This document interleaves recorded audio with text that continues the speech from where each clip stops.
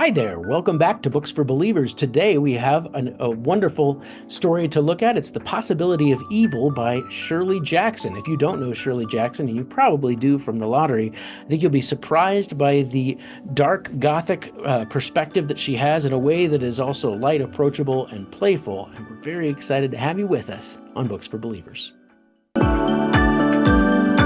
All right, well, today we are looking at The Possibility of Evil, which is just one of my favorite short stories.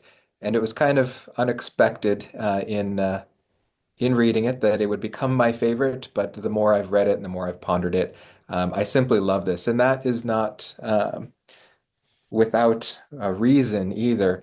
This was Shirley Jackson's last short story. She had spent her career writing and honing her craft, and this really is the peak of her craft. Most of us know her from The Lottery or from The Haunting of Hill House, which are also excellent books, and The Lottery, a short story. And those launched her career. But this shows the maturity of her career and the subtle way that she's able to weave characters and weave stories together. Well, this story follows the very quaint life of Mrs. Adela Strangeworth, or Miss Adela Strangeworth, in a little country town that her family has lived in, and that gives her the sense of ownership over this town. She's a pioneer of this town, and she belongs there and feels fit to pass judgment on whether others belong there and whether or not the activities that they do in this town belong there. And the unfortunate thing about this woman and our reading of it is it's a woman that all of us have met before. And it can be uncomfortable for that reason, perhaps for some of us, because we tend to do some of these things that Mrs. Adela Strangeworth does. But it has this wonderful way of presenting to us um, some of these subtle judgments that we might pass on others, but then it takes it to an extreme that we might not expect from the very beginning. But it's a very Shirley Jackson way of drawing together all these pieces of this woman's life and showing you that the possibility of evil that she fears may actually just be herself. But through all of her judgments and uh, ideas that she has about every possible evil that might be going on in her town, she decides to take it upon herself to rid her town of these evils, and ends up losing something quite precious to her in the process. So I think it's definitely a story worth reading and a story worth engaging thoughtfully for any believer. So, Brad, what do you think as you read this story more recently for the first time than I did, and so some of the your impressions might be fresher than mine.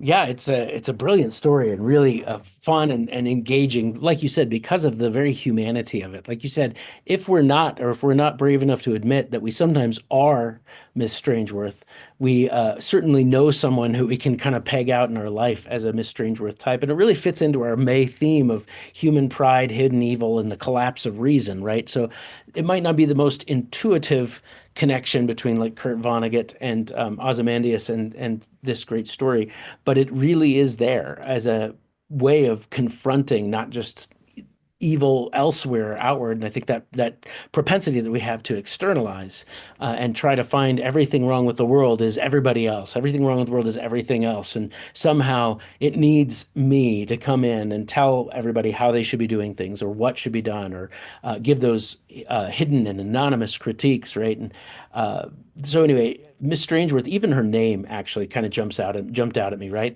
Like the word very clearly a specifically chosen name, Strange Worth. There might be some value, certainly some value in her family's history and even in her perspective or desire for things to go well and for things to be done properly or in an orderly way. And yet the reality is that Worth is very strange. It's strange, it's unusual, it's unexpected. It is even you have to wonder, is that person really around? It makes me think of Crime and Punishment by Dostoevsky. Like here he is testing out the Ubermensch theory, really. But the main character finds a woman who he believes to be a parasite on society. And so, wouldn't it be better if we just got rid of her? And of course, that novel deals with, hopefully, we can talk about that at some point in the future, but deals with the repercussions of being the instrument of taking that person out. Not so much what this story talks about in that regard, but it does point out, when does a person who thinks they're a help really become more of a parasite on society? Right. Well, and also just this idea of ownership that she has over this town, and therefore the right that she takes, not that she's given, but that she takes in manipulating everybody in this town Mm, through very cruel means at times. Uh, but we get a look into her life, and I think this is the mastery of Shirley Jackson's craft, is that it's not heavy-handed. mm. Uh, Although it can be shocking. I mean, that's I think one thing that caught us off guard with the lottery the first time we read it, and hopefully it hadn't been spoiled for you before you read it for the first time. So if you haven't read the lottery, skip ahead about 15, 20 seconds because you're going to want to be shocked by it. But that's the thing that she did in the lottery is this whole story as you're going through, you don't know what they're doing or why they're doing it. You're watching this process where they're whittling down to just one person that they're all voting on in the town, and then the awful discovery as the children start to pick up stones that they had been piling into stacks earlier, that the whole purpose of this day is to choose who in the city to kill. Yeah. It's horrifying by the time you get to the end, but the subtlety of it leading up really is what makes it so terrifying. In fact, Shirley, in an interview once, said that after her story, The Lottery, got published, her mother called her to tell her how disappointed she was in her being so dark and disgusting, which is a very Shirley thing to tell to a reporter. But I mean, it's given birth to things in our modern literature scene, like The Hunger Games, where you've got this juxtaposition of this very quaint and dainty lifestyle mixed with a horrible evil. Mm, It makes me think of The Ones That Walk Away from Omelas as well, which we'll deal with at a later month here. Uh, but the question of, or this balancing of the books kind of idea, and it's a very worldly and secular idea, but I think it comes from a natural understanding of the need to balance right and wrong, or rather to punish wrong. Uh, and I think it becomes very clear that Mrs. Strangeworth's attempts to punish wrong are actually a wrong in itself. mm. Absolutely. And as she's introduced to us, right, as this very, like, again, very skillfully introduced as this sort of prim and proper person who leads a very small life, as you said, has ownership over the town, being a direct descendant of a town founder, and going around, and even her social interactions are so well crafted to be seen that she makes everybody around her uncomfortable by her judgmentalism. Nobody Yeah. likes to talk to Adele. Nobody wants to, everyone kind of groans. She might be a fixture, a part of the community, but everyone kind of groans when she walks through the door. And I think that is her recognizing what a terror a self-righteous person is. Mhm. In fact, let me read a brief interaction that she has with the town grocer. Mm, Because as I was rereading this, it made me cringe, and I had to pause for a second because again, you just from the beginning, you know this woman and you don't want anything to do with her. mhm, Uh, so here in at the very beginning of the story still, walking down Main Street on a summer morning, Miss Strangeworth had to stop every minute or so to say good morning to someone or to ask after someone's health. When she'd come into the grocery, half a dozen people turned away from the shelves and counters to wave at her or call out good morning. And good morning to you, Mr. Lewis, Miss Strangeworth said at last. Good morning, Mr. Lewis said, and added politely, lovely day. It's a very nice day, Miss Strangeworth said, as though she had only just decided that it would do after all. I would like a chop, please, Mr. Lewis. A small, lean veal chop. Are those strawberries from Arthur Parker's garden? They're early this year. He brought them in this morning, Mr. Lewis said. I shall have a box, Miss Strangeworth said. Mr. Lewis looked worried, she thought, and for a minute she hesitated. But then she decided that he surely could not be worried about the strawberries. He looked very tired indeed. And a can of cat food, I think, and a tomato. Silently, Mr. Lewis assembled her order on the counter and waited. Miss Strangeworth looked at him curiously and then said, It's Tuesday, Mr. Lewis. You forgot to remind me. Did I? Sorry.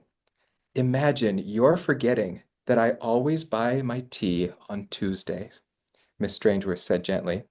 A quarter pound of tea, please, Mr. Lewis. Is that all, Miss Strangeworth? Yes. Thank you, Mr. Lewis. Such a lovely day, isn't it? Just this way that she has of subtly pointing out to everybody that she's the most important person there. Right. And again, her way of taking her fault, right? It's your job to decide or remember if you needed tea or not, not your grocer's. And yet somehow to make your oversight somehow someone else's fault is a Yeah, really interesting way to weaponize morality within the context of a social situation. So she's essentially putting all the responsibility on the grocer to remember what her shopping list is meant to be. It's really a very telling episode, I think, in how she sees herself, and it really makes it believable when you get into the next portion and learn about her letter writing habit. yeah. But and I think it is kind of the key to understanding her perspective on the world. And this, I think, is why we all know this woman, because this is something that everybody suffers from, and that is the smaller your world is, the bigger your problems are. She has never left this town before. Shirley tells us from the very beginning, this is her whole world. Mm, All the pieces and all the cogs of this town, this is everything she has. mm, So when the pieces aren't as she expects, or the pieces aren't as they should be, in her opinion, it makes that little world harder to live in. mm, She doesn't have a perspective outside of her town of how the world actually works. And so she's essentially just the god of her little town. She keeps her borders small so that she can keep everything within it controlled. And I think that's one thing we see with this pettiness that she has over the particularity of every bit of grocers. And Shirley does a wonderful job of juxtaposing this when who is it? Mrs. Harper comes in, a little disheveled mhm. because she ran out of sugar for the frosting that she's making. And so we see her making sweets and not having enough ingredients at her house. And so she's got to take a break in her day to come out and do this. And this is uh, more realistic. And this is somebody who's living life. Uh, and of course, Mrs. Strangeworth's passing judgment on her about all the things that must be wrong with her life. Well, kind of alluding to the fact that nothing's wrong with her life or the way that she's doing things. But we walk through her whole day, and a lot of the time is spent with her little particularities of how to like slicing her her uh, her tomatoes and cooking up her little veal pork chop. And it made me think also of a chapter in C.S. Lewis's Screwtape Letters, because it's one that kind of stuck with me because his mother was coming to visit, and one of the with a demon talking to the other demon said, "Well, this is a great opportunity because his mother's a glutton." Hmm. And well, his mom's not a glutton, he thought, because she doesn't overeat. But what is her gluttony? It's actually the particularity of her eating. Mm. Every piece, no matter how small it's cut, needs to be cut in half so that you have just the smallest piece.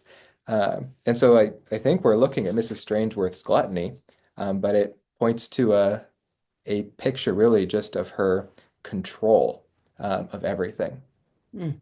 Well, yeah, I mean this reality. One of the quotes is said that she was 71, Miss Strangeworth, and she was proud of her roses and her family and her town. And through that, is that kind of description comes, says that she loves to and is willing to entertain guests or tourists or visitors who come through the town, viewing them as sort of other and outside. And she loves to show off her roses. These are the original roses that were laid down by my grandmother, and my mother tended them, and now I tend them.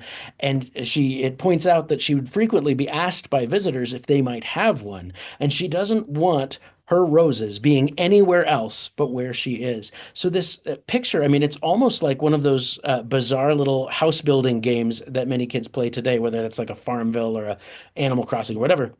Like this temptation to be the god of your own small world demands that that world be small because your powers for control are so incredibly limited. And so I think we get a lot of great theological, and we've got that saved for a later section in our discussion, but great theological impact and implication. And even though Shirley was not a expressly Christian writer, there are some really profound Christian themes held throughout this that I think we would make a lot of theological parallels to. Yeah, well, she's writing at a time in American history where Christianity is only just beginning to be more of a back burner issue for many Americans. Mm, But when we're looking at these small towns, uh, they really do have a Christian thread pushing through, and there's probably a little church in that town. I find it interesting that Shirley found no need to include that here in the story. She didn't do what every TV show today does and makes the snooty old woman a Christian, just to paint her in a bad light. But no, she's just stands on her own as a rotten person.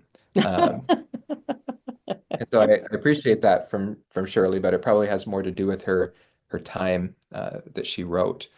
But I think it's interesting as we look at Mrs. Strangeworth and we see her trying to play God in this town, that the only way she's able to do this and to do it successfully is to lead a double life. mm. She cannot do it in public. She cannot put her judgments out forward before everyone else.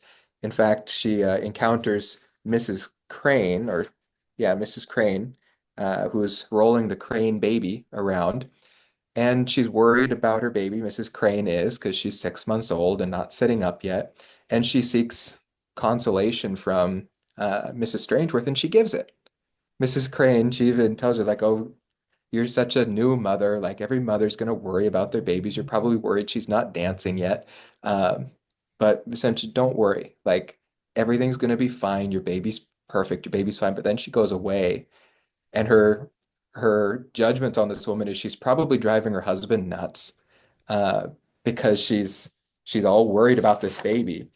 But then in her secret thoughts, she agrees that the baby kind of looks stupid, that the looks low. And uh, so we see that even the comfort that she's offering others is really just expedient in covering for her secret life. Mm.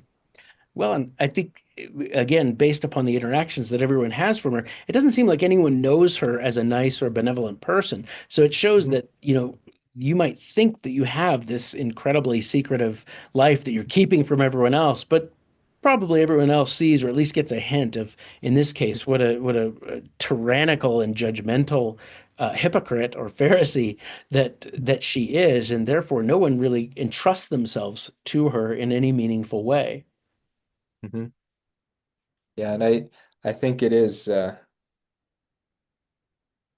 I mean, it lends itself perfectly to the poetic justice, though, Hmm. that strikes the old woman at the end, because the judgment's passed on her in secret too, in a surprising fashion and unexpectedly.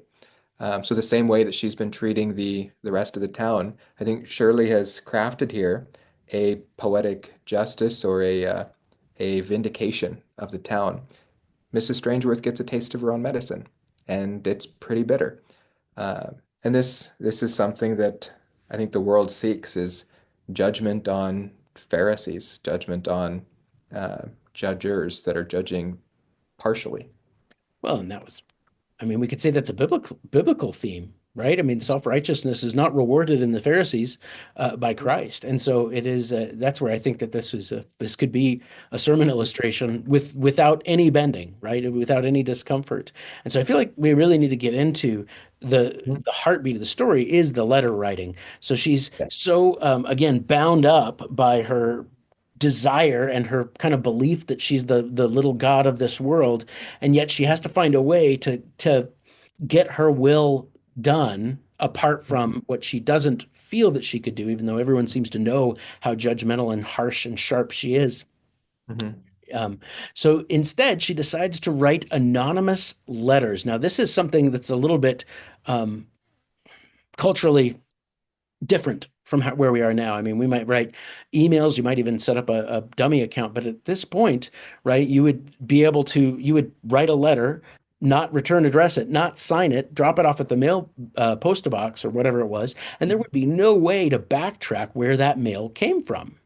I Mhm. mean, the ideas of a handwriting analyzer or any kind of steps to do that. So essentially, what you have is an entire little town that is terrorized by these nameless complaints that come in that criticize sometimes the most intimate, important parts of their lives with no desire to see any real change, but rather she feels that she is scrubbing out the evil in this town by writing her little notes of complaints.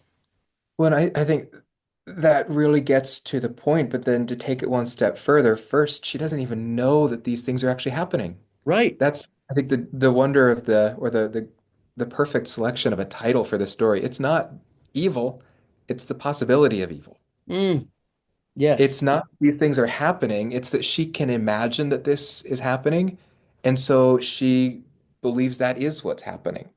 And I mean, I've even dealt with this in my own ministry where people will see the possibility of evil in interactions between people at the church, and so they'll come and tell me like, I think this is happening. Yeah. Okay, well, like why? Like, what did you see? Well, this person dresses this way. Yeah. Okay, And- that's not evidence of evil. Mhm. That's you being a prude. Like, Exactly. Well, sorry, this woman showed her knees. She's not trying to seduce the guy in the pews across from her. and the well, exactly. And I mean, this is exactly what the story says about her. Miss Strangeworth never concerned herself with facts. Her letters all dealt with the more negotiable stuff of suspicion. Hmm. So that is really the point Hmm. that is Yeah, being put forth is that she is not even concerned with the actual evil. She's just concerned with the possibility that someone might, and she wants to get her say in. And so, in this way, she views herself as sort of the town's white knight. yeah. She's the one who's willing to have that go to that uncomfortable place, but she's really not. After all, it says that she was really it's really far more sensible for Miss Strangeworth to keep her name off of the letters. So thus, she's able to deal the damage, right? Make the false accusation, make the allegation, but have no personal accountability for it. And I would love to hear your thoughts on that in terms of, if we go back to the biblical perspective in the Old Testament, there was a right to face your accuser. And in fact, you Hmm. needed to have, more than one. And he who was the primary accuser was the one who was to throw the first stone if capital punishment came in. So there's a really intimate relationship, biblically speaking, between making an accusation and the accused, right? Like the accuser and the accused having to be a public statement. So her cowardice and running from that, I think, speaks a lot to her character and maybe human character as alike. Well, no, that's a great point, and it is a biblical principle that Shirley is putting in front of our faces and letting us come to the conclusion of uh, of what this woman is doing is wrong, and having us work out within our understanding why is what she's doing wrong, and it's because the accused has a right to see who is accusing them. And in the same way, someone who would accuse or who would stand as a witness against someone who would be facing a death penalty, for example, that person had to be the one to throw the first stone. Why? Because just because you are claiming something about another person doesn't mean you yourself are a trustworthy witness. And so you had to be guiltless of the same crime, and you had to be willing to stand there and seek justice for a wrong. What it really gets down to is Mrs. Strangeworth is not actually seeking justice. She's, I mean, I don't really know the words to put it into what she's trying to do, but really she's just trying to seek control. She's passing judgment, and truth isn't her main concern, but rather her own comfort, her own designs, and her own desires. She's self-serving in all of this, and she doesn't care who gets hurt in the process. But the possibility of her getting hurt in the process, she'll go to great lengths to make sure that she's not even inconvenienced. Hmm. Well, and I think it shows us a really good picture, and like you said, it's so fantastic that this is not made spiritual or religious in nature. That she's not turned into a religious Pharisee. She's just a run-of-the-mill Pharisee in that regard. And that being the case, right, we have this fascinating situation that shows us that the biblical model for dealing with problems and with sin in the body is of the utmost importance, right? Galatians 6 tells us that when we see a brother or sister entrapped or entangled in sin, that those among you who are spiritual ought to help to restore them with humility and gentleness. That's a different picture than just throwing out blind accusations and saying, well, I've told you the problem, it's your job to fix it. But rather, with a true and genuine love, realizing that coming to someone to confront or rebuke evil or even the possibility of evil comes also with a sacred commitment or trust or responsibility to care for that person and help them through it. And so, as you so well pointed out, and as a pastor, I can say we've seen this happen hundreds and hundreds of times. Someone comes Mhm. up and says they think that this person might, or they think that this person is, and the answer is always, have you talked to them about it? Oh, no, I would never do that. Oh, but you'll Mhm. happily come and gossip to me. Yeah. Mm, First thing you should do is take it to that person. I mean, that's clearly the biblical model of it. If you're actually concerned for their well-being, you take it to them. If you're not concerned for their well-being, but you're concerned for your own um, particularities, then you're going to try to do it secretively.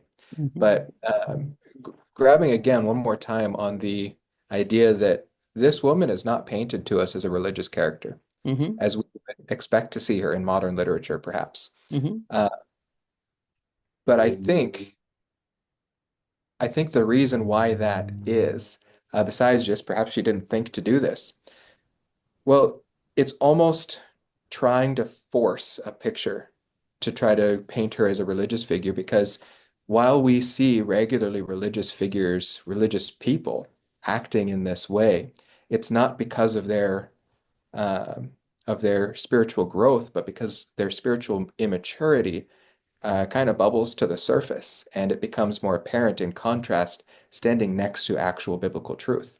mm, And so we see it because it doesn't fit with a biblical worldview to act in this way.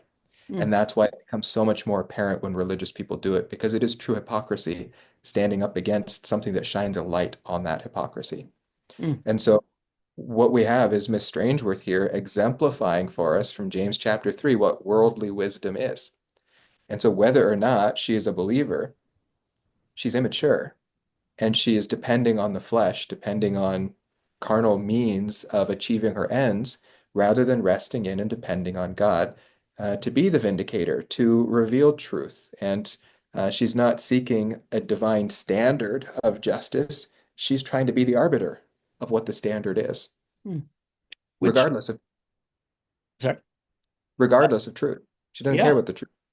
Well, and that's ultimately, I think the point is that religion in and of itself, as in terms of man-made religion specifically, is absolutely derived to exercise power over others. And that's where we can read these criticisms by secular people about, even when they are absolutely directed at religious institutions, and say, yeah, Christ would have had a problem with that person as well, right? The use of religion or of yeah, whatever it is for moral superiority or for authority or to for manipulative authority over others is absolutely abominable and should be and is truthfully distasteful to all people who are really pursuing Christ, who really trusted in Christ and are walking with him. And yet, again, whether a person is a fictional character, anyway, whether a person is saved or unsaved, we're all vulnerable to that same problem of thinking that we can have some more control or influence, or that everyone's actions or behavior should please us, even over non-moral issues. I mean, I think of you mentioned the instant incident with the baby.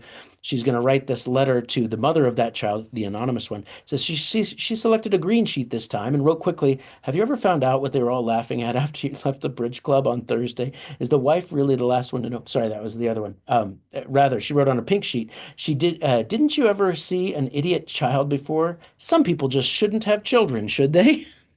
So this child, even if what we're not told really whether it's a special needs child or not, but her conclusion is, well, that was your fault for having children. Hmm. Wow! The satanic evil of that statement, could easily have been made by any person, but this is her idea: is that, well, a special needs child is somehow a blight on the earth, and it was your fault for being the type of people who shouldn't have had children, but you did, right? So this is a terrifying, application of how can I eliminate all discomfort from my life, because again, the problem's out there. The problem's never me needing to, show grace or grow up or realize that it's not all about me. Quite to the contrary, it's everybody else needs to work in harmony with my desires or Yeah. my Well, convenience. and even, I mean, we have a tendency, I think, at least in I almost say secular Christendom. That kind of seems what it is sometimes. But the most judgmental person at the table is often looked at as the most religious, the most spiritual, when in fact they likely are the least. Hmm. Uh, this concept of fruit inspection within the body of Christ is really a mark of immaturity on the individual trying to do it, because so often, in fact, I would say 99.95% of the time that this is occurring, it's despite the uh, the lack of fruit or the bad fruit in one's own life.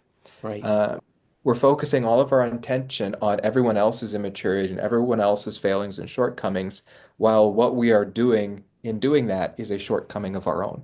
Hmm. When really we could be, as you mentioned earlier, trying to lift them up, trying to encourage them towards godliness, trying to restore them if they've fallen. What Mrs. Strangeworth is trying to do here is to destroy people.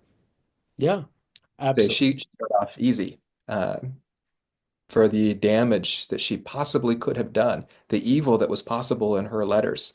The consequences that she faced were slight by comparison, though it was her whole world. Right. And I think that's part of the power and point of the story, is that in a person's life so small, it's easy to take everything, or it's easy for them to lose, rather, everything. Mhm.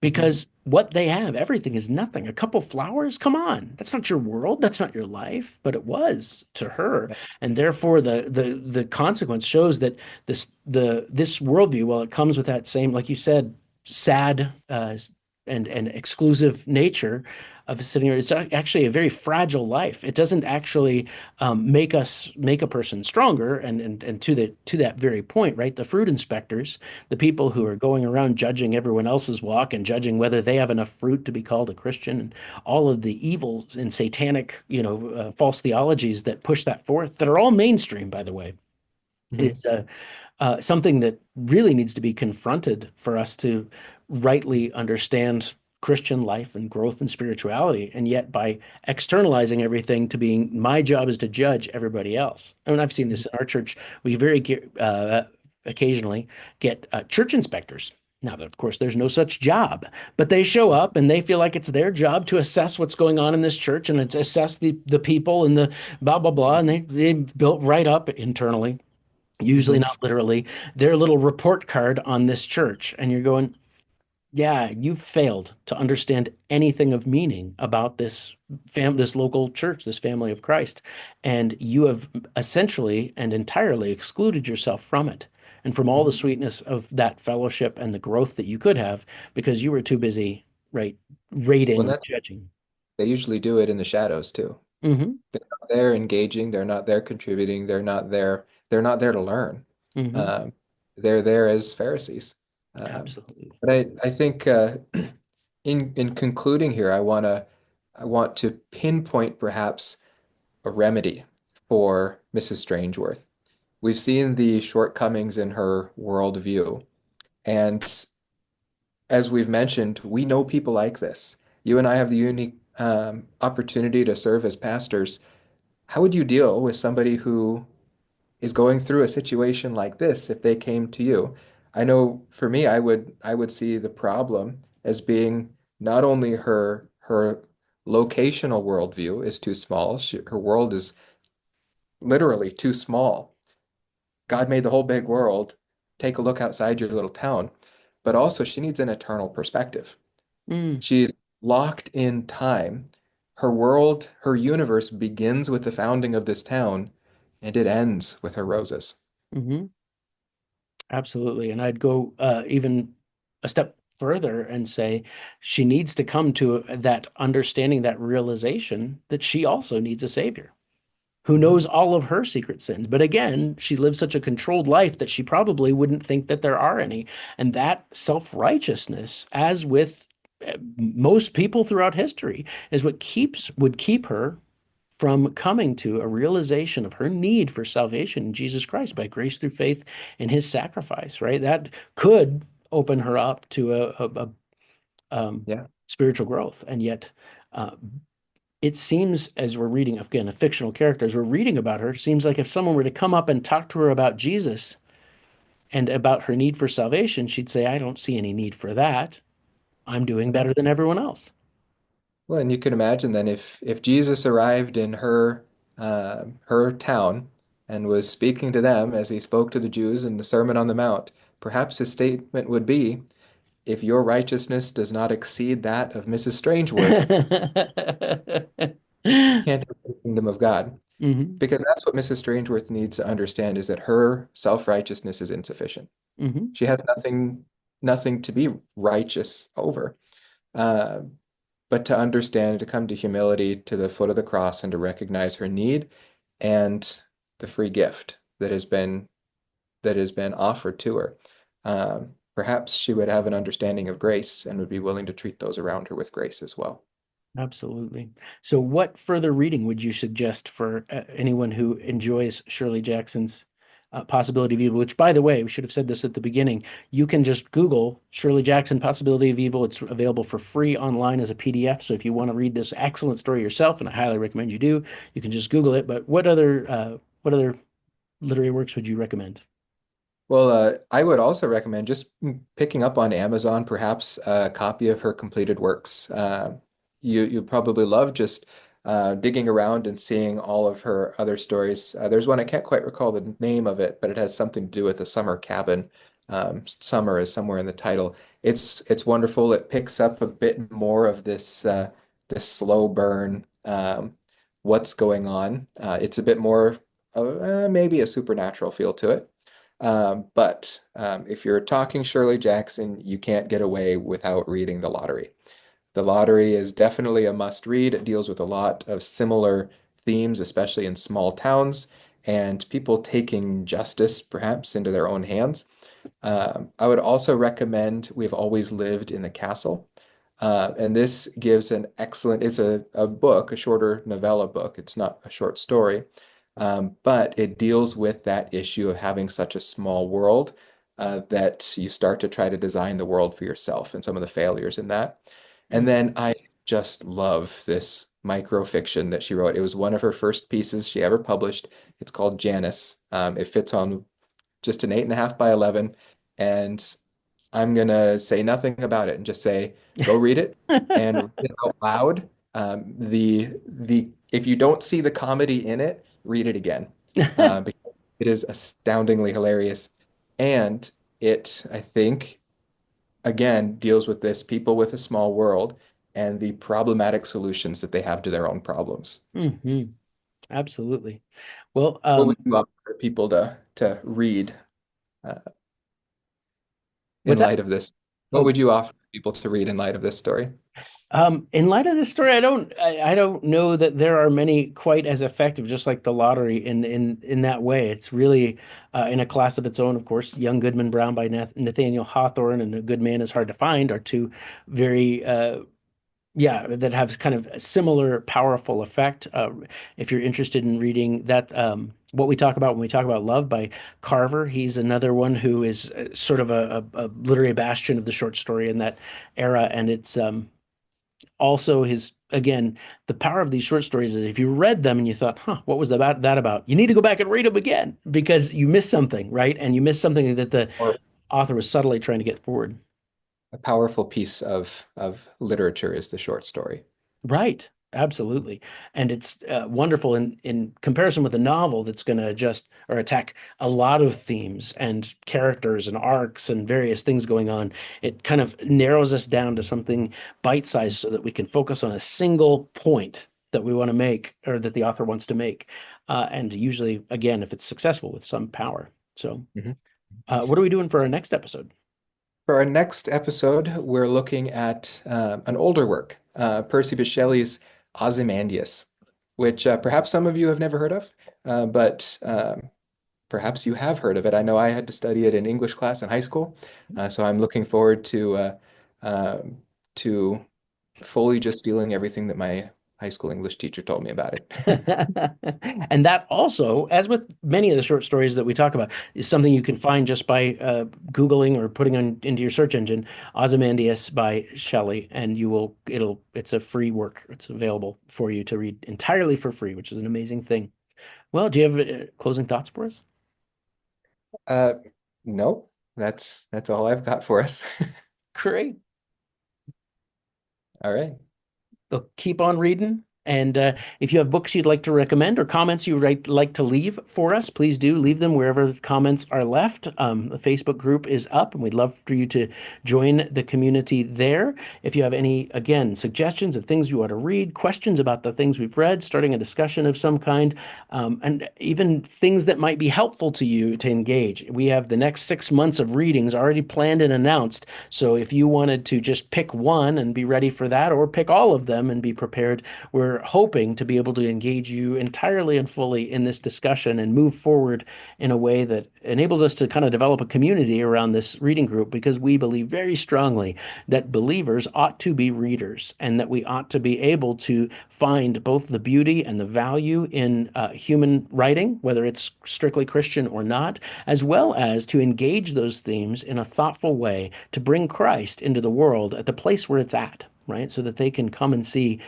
how many of the themes and things that they bring up as problems, they really will find the ultimate life and salvation and faith in Jesus Christ alone. So thank you for Amen. joining us, and we'll see you next time.